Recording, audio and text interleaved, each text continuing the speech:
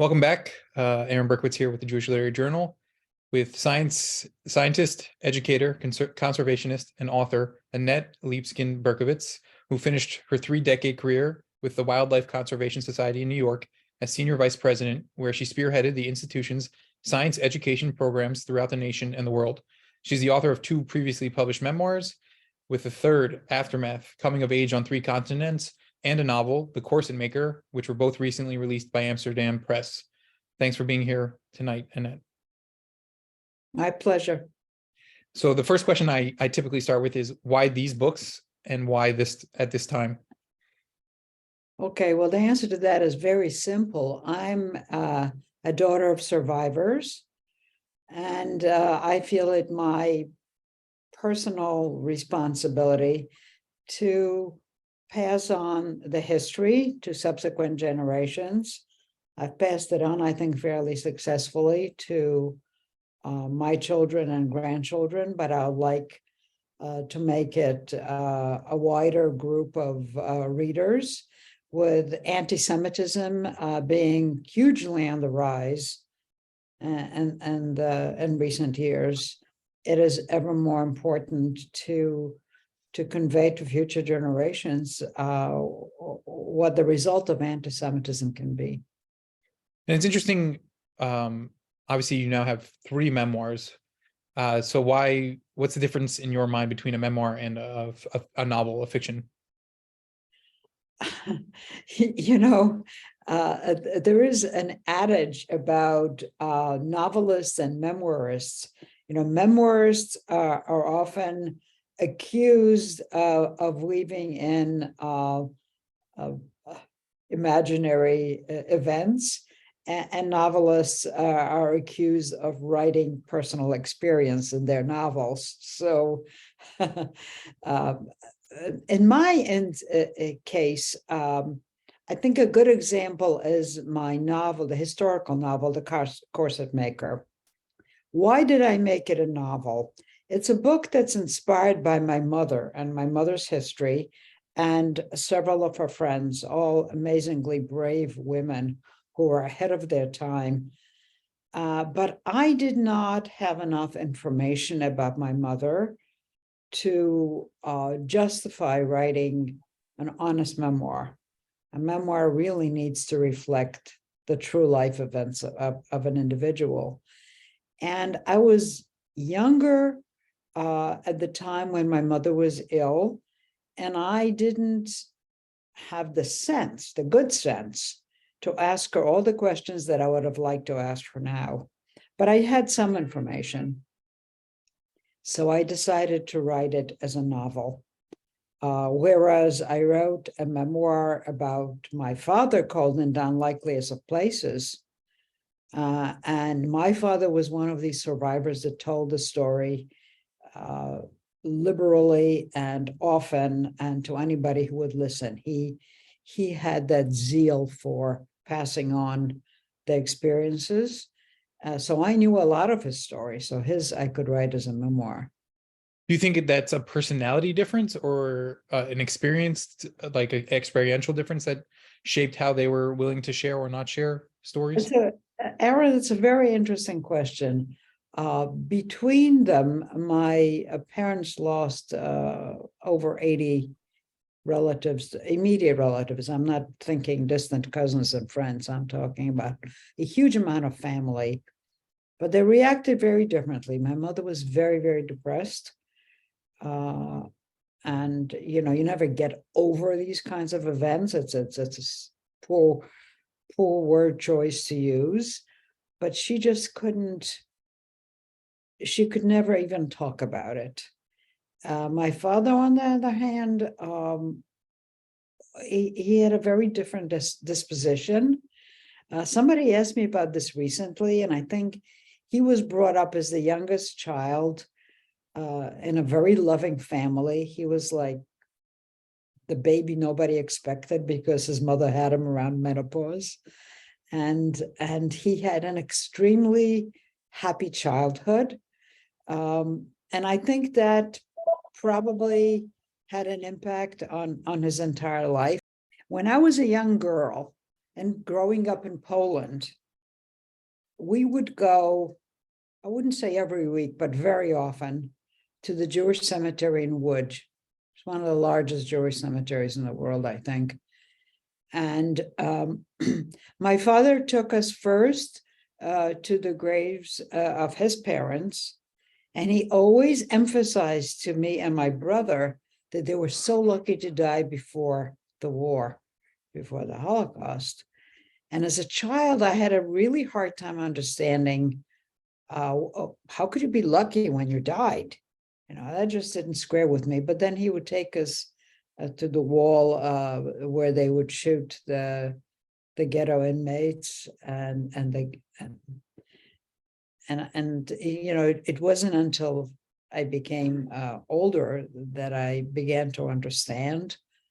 And he never shied away from talking about it to me and my brother when we were children. I mean, a lot of parents might, but he felt it was important. So Yeah, it's interesting. You guys were still in Poland. So why did they stay, and then how did you end up in the United States? it's a long history, which is detailed. I'm going to hold it up. This is my memoir. That's my latest book. It's all in detail in there. But my parents returned from Kyrgyzstan, where they survived with great difficulties in Soviet gulags. They had escaped when the Nazis invaded Poland. They were each the only member of their family who decided that the Germans weren't going to be the same in World War II as in World War I, and they weren't. They did not know one another, my parents, but they each made the same kind of decision, is to run across the border, across the Bug River, which was extremely dangerous. The recent research I read is that 50,000 people were shot crossing the river just in the months of October and November of 1939, which is when my parents went. So it was taking your life into your hands, but that was better than staying. The rest of their families did not want to join them. So subsequently, they were imprisoned in the Soviet Union, and they ended up in Kyrgyzstan. A long story about how and why, which is where I was born. In 1946, they decided it was safe enough to go back to Poland to look for their families. And my mother gave birth to my brother on the day she arrived in Poland in a homeless shelter. And a lot of people are often surprised to hear that. My brother is one of the most famous architects in the world. And he has been called by the New York Times, in fact, the architect of memory, because he has a very similar take on passing on the information and the history of the Jewish people as I do. But he was born in 1946 in a homeless shelter, and my parents found no family left. But very soon after, my brother was born sick, and my mother weighed less than 90 pounds. She was so malnourished. They were not in a condition to travel with two very young children, a newborn and a 3-year-old. So they didn't leave right away, and then the borders closed, and we were stuck in Poland for 10 years under communism, which is a whole story worth telling. It's interesting also that as we're sort of speaking, I'm piecing together some of your professional life with this idea of passing on, right? You're a conservationist. So I think it's an interesting sort of juxtaposition between the work you're doing and then also sort of the philosophy you and your brother are adopting here. Do you see those as related? I do. Certainly, you know, the memoir that I wrote of my professional career in wildlife conservation, it's very life affirming, and it was doing something to save a species. And it was really, as you said, a juxtaposition with the history of my family. Yeah, is there some sort of I don't know if it's I don't know what the right word is exactly, but there is some sort of inherent limitation that comes along with conservation, I think. Sort of who decides where an animal is or who has access. Do you sort of see that with stories as well, or do you think that with conserving perhaps a history, you can be sort of more open and allow people in a much larger way so that everybody can access? Like, is there a difference between conserving animals and conserving stories? Very interesting question, Aaron. Yes, yes, there is. Yes, there is. First of all, anything that has to do with animals and wildlife is inherently less threatening to people. So I think the gates are open much wider. People are willing to hear a story about an elephant or a tiger, whereas they may not want to hear the murder of people. And this idea of like zoo, I know that's always sort of a tricky topic where where is a zoo versus a prison? It's interesting when you're talking about like people not wanting to hear about murder and things of that nature, where conservation is often sort of related to human action being too much and threatening.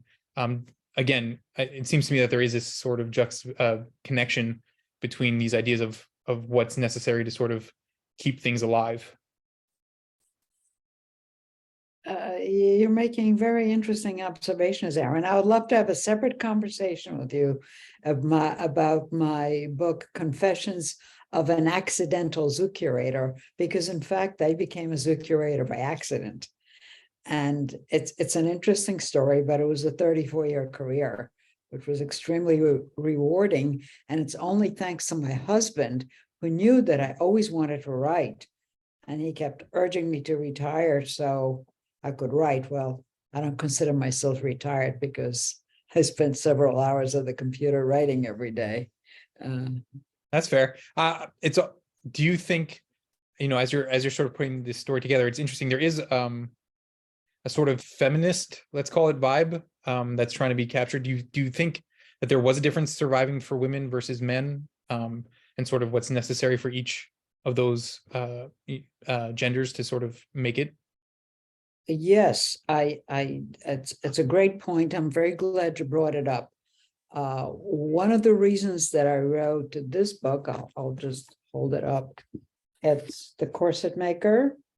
My mother, in fact, was a corset maker, and she was a feminist in the 20s when not many women were. There were women feminists then.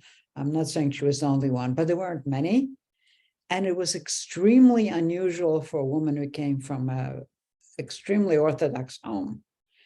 My mother left her home at 17 and opened her own corset shop on the main street in Warsaw, which in pre-war Warsaw was considered the Paris of the East. It was very elegant and very cosmopolitan. And here you had this young girl, age 17, had the chutzpah to open her own shop, became very successful. She opened it with a friend. And actually, my book opens with that story, which that part of the story is not imaginary. That's the actual truth. That's my mother inspired this book because of her actions. And as we get, she got into Palestine on false papers because you couldn't go to Palestine there are certain periods of time where you just couldn't travel to Palestine from Poland. So she was a survivor in more ways than one, and she was a feminist, and she raised a feminist daughter and granddaughter. But I think women in survival, I think maybe women are stronger. I say it from a biased point of view. But yeah, survival was incredibly difficult for people of either sex, but I don't know. I think women, especially when you think about women in confinement. My mother was in Siberia.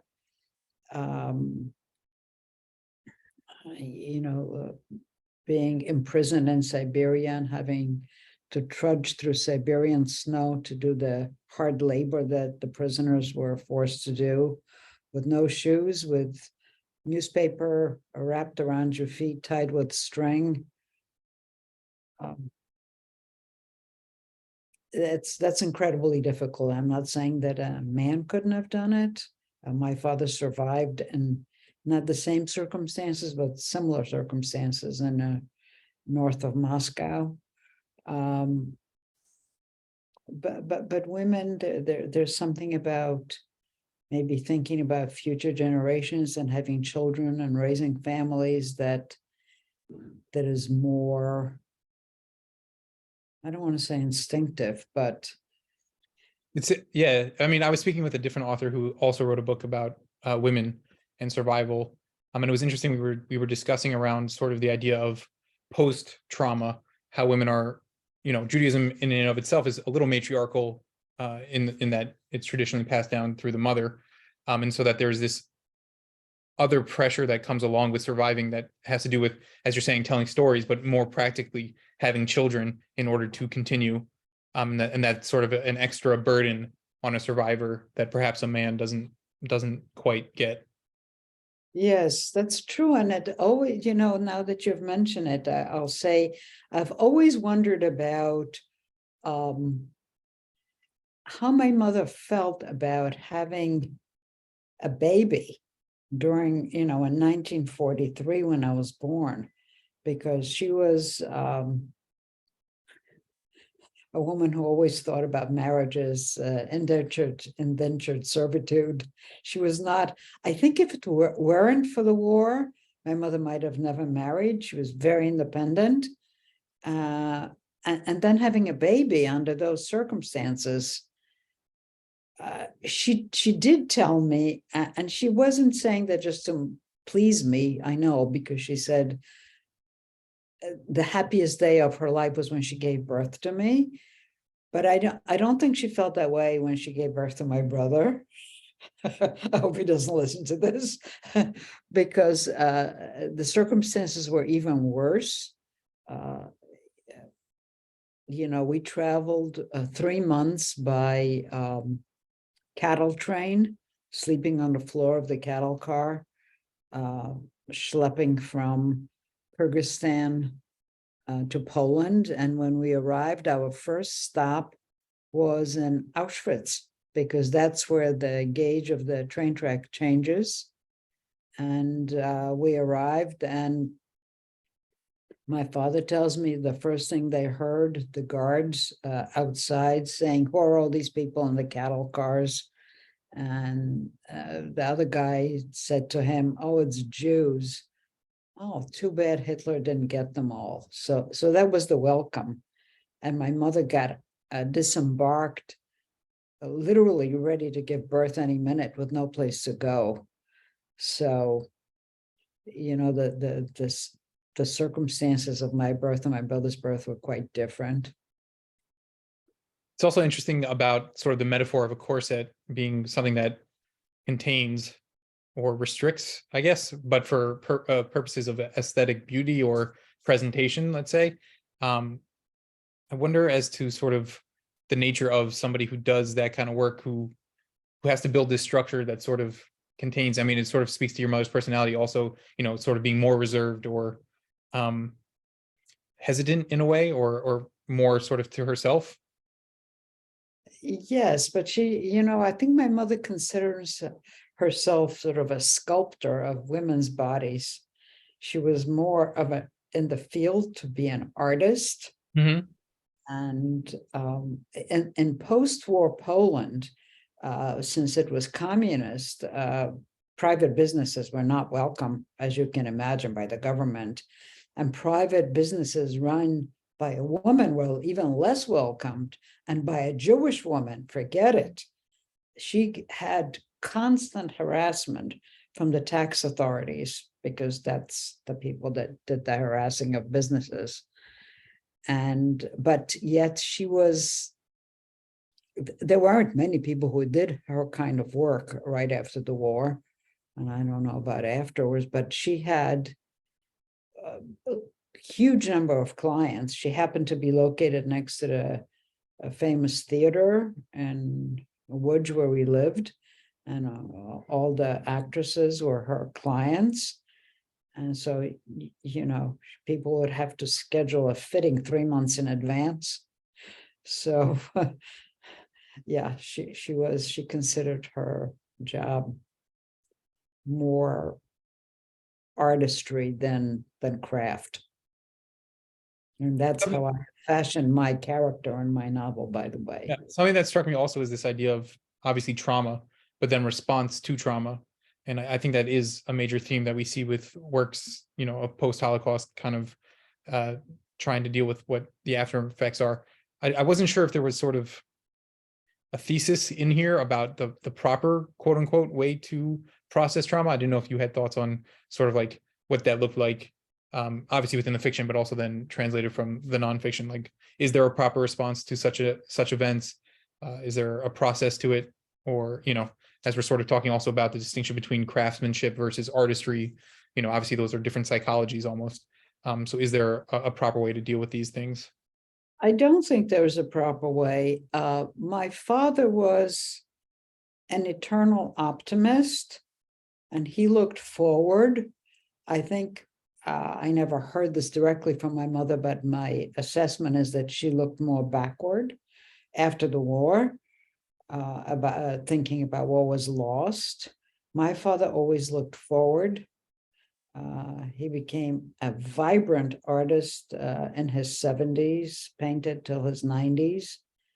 And he was full of optimism about humans, whereas my mother, I think, had the opposite opinion. And I think I would think that my father's response is better in the sense that it allows you to have a better life.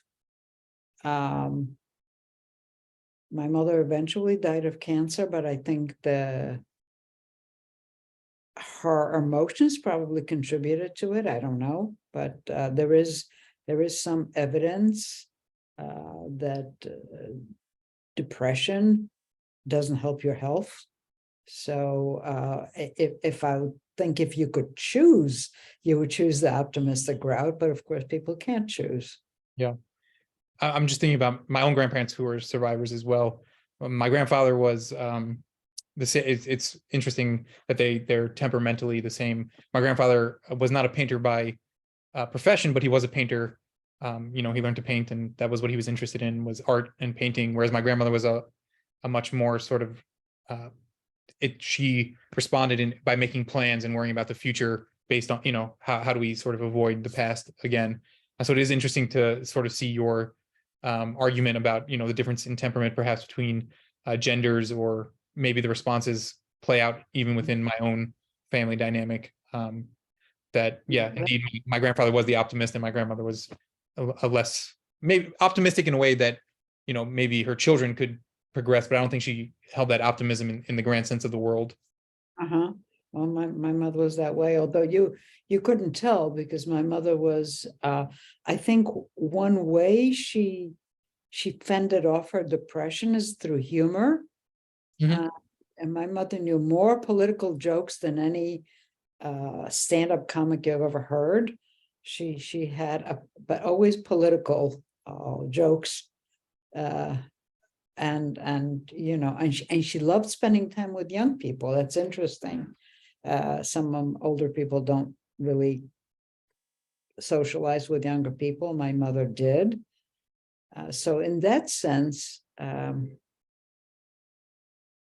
maybe there was some aspect of looking forward, but I perceived her as being a very depressed person. Yeah. And so what sort of, you have 2 books out, which within a year, which is a large endeavor. Are there plans for like more work or Yes, of course. I'm finishing a novel now. I'm trying to challenge myself writing magical realism. And there is a Jewish component to it. And it looks at secrets and families. So very interesting? hopefully when it's out, we could talk about that. Yeah, definitely. And as we sort of wrap up, where can people find your work or keep up with your work? Well, my work is certainly found on Amazon, but it's anywhere where books are sold. My newest one is, as I said, Aftermath, Coming of Age on Three Continents. The one that came out just before it is a historical novel, The Corset Maker. But the best place to learn more about me and my books is my website.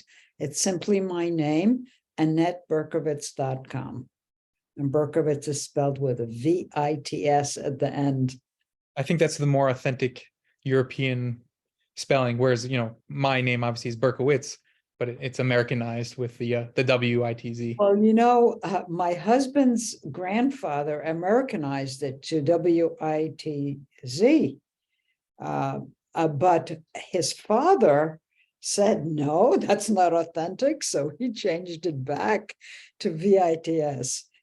Yeah. Now, if I knew how much trouble that spelling would give me, I would probably not have taken my husband's name and kept my maiden name Libeskind, which is, it's a lovely name to have. It means love child. And my brother's name is known around the world. So I'm perfectly happy with my maiden name, but I'll keep Berkowitz. Yeah. It's interesting because we always have that debate around what does the name mean? And then also how to spell it, because you could, and my dad will say it's Berkovich. It's not really Berkowitz, right? So that would necessitate something else letter wise. So it's always an interesting. Where was your family from? From Poland? Slovakia. Berkovich, Berkovich. Yeah, it's all those countries. Well, my father-in-law used to say it means the king of the mountain. Okay. Interesting. Well, I've heard Berg is mountain, so it's possible. It's possible. I've heard that it's the son of Barak. I've heard it's the son of Bear, that the Ovich is the son of, or the Vitz itself is the son of, and it's Hebrew. So I've never gotten a full. So the Witz could be the son of, but Berg, it comes from the German word Berg, which means mountain. So king of the mountain, maybe. It sounds nice. Yeah, it does. It does. Well, thank you very much for coming on, and I wish you good luck with the books and with the future projects. Thank you very much, Aaron.